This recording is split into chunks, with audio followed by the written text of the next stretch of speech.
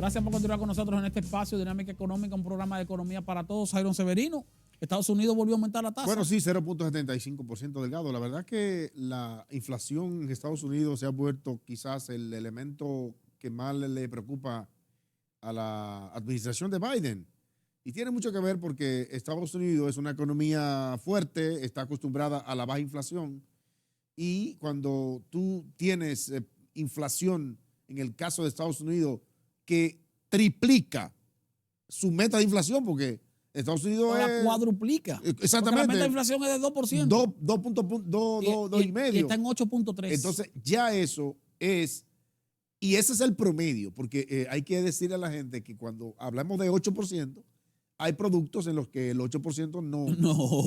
O sea, hay productos que están menos del 8, pero hay productos que están mucho más altos del 8. Exactamente. Sí, entonces, promedio. la Reserva Federal, y escuché ahí al jefe de la Reserva decir que todavía van a seguir subiendo la tasa. O sea, Estados Unidos se llama todavía... el jefe de la Reserva Federal? Jonan Powell. Sí, sí. Jonan Powell, sí. Y él lo dice porque ellos lo prevén como que el efecto, tú sabes que el efecto es retardado como quiera cuando sucede eso, pero en el caso de Estados Unidos, Delgado, los precios tienen una implicación quizás mucho mayor porque es una economía que funciona, depende mucho del consumo. O sea, la economía de Estados Unidos depende mucho del consumo.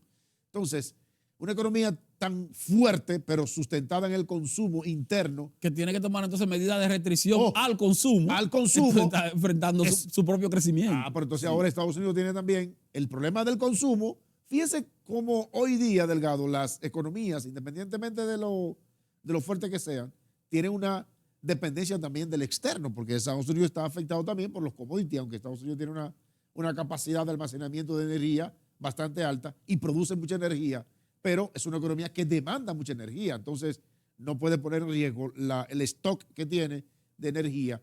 Y en este caso, lo que está sucediendo con Europa y la guerra de Rusia, Ucrania, etcétera, pues les afecta mucho más. Lo que se prevé también que fortalezca aún más el dólar frente al euro. Lo va a fortalecer frente al euro. Sí, porque está aumentando el costo del dinero. Está aumentando el costo del dinero. Ahora mismo el promedio de la tasa de referencia de la Reserva Federal de Estados Unidos, que es el Banco Central de Estados Unidos, está entre 3 y 3.25.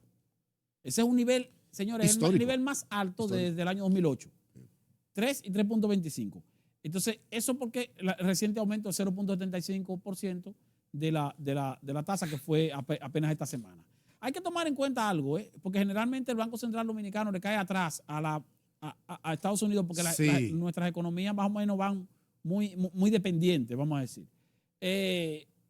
La Junta Monetaria del Banco Central Dominicano se reúne generalmente a fin de mes. Entonces hay que ver si a fin de este mes nos encontramos con que tal vez la Junta Monetaria decide aumentar nuevamente la tasa de política monetaria, que está en 8%.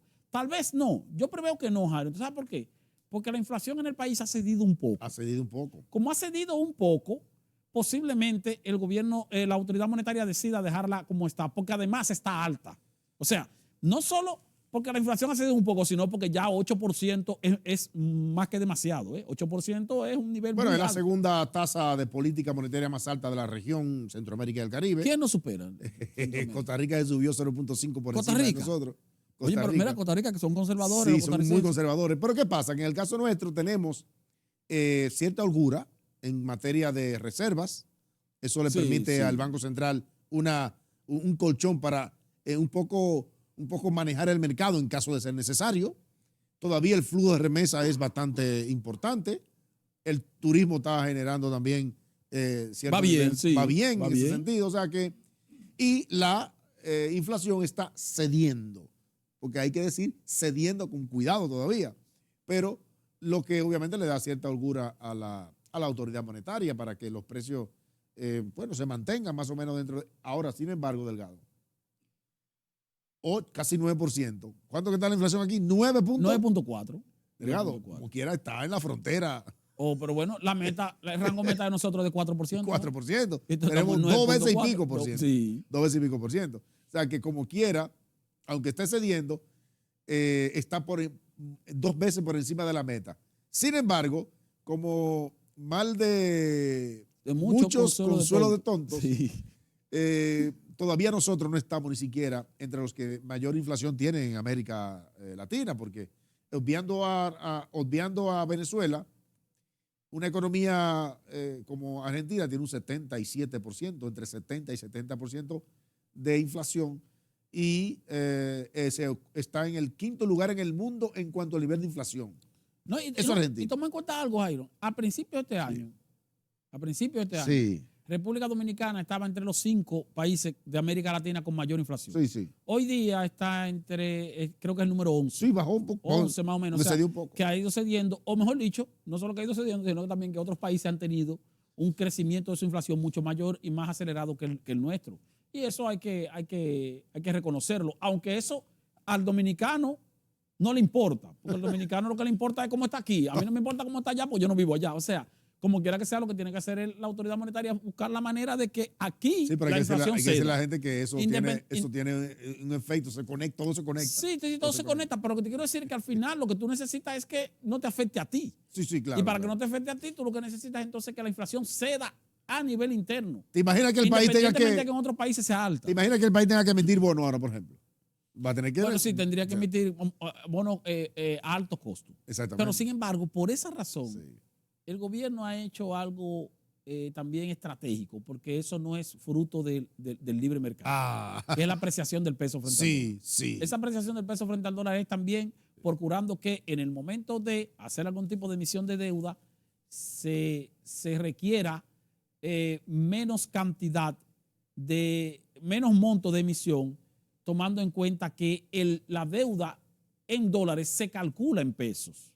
Entonces, cuando el gobierno calcula en pesos una cantidad de dinero para pagar una deuda en dólares, si el peso se aprecia, va a pagar con menos pesos esa misma cantidad de dólares. Para que usted tenga más o menos una idea, este mismo año, gracias a la apreciación, el gobierno tenía que buscar 109,000 millones de pesos para pagar el servicio de la deuda externa de este año.